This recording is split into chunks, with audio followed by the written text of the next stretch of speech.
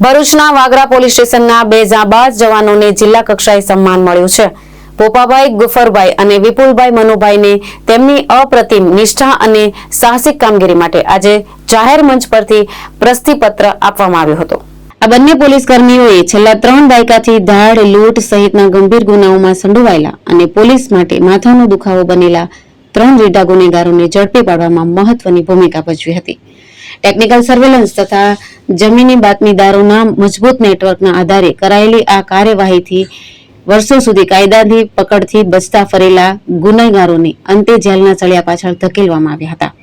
ઉલ્લેખનીય છે કે પોપાભાઈ ગફુરભાઈ અગાઉ પણ તેમની ઉત્કૃષ્ટ ફરજ બજાવણી બદલ અનેકવાર સન્માનિત થઈ ચૂક્યા છે.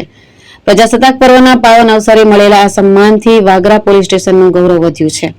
ઉચ્ચ અધિકારીઓએ બંને પોલીસ જવાનોની ડિટેક્ટિવ કુશળતા, ફરજ પ્રત્યેના સમર્પણ અને નિર્ભય કામગીરીની મુક્ત કંઠે પ્રશંસા કરી હતી.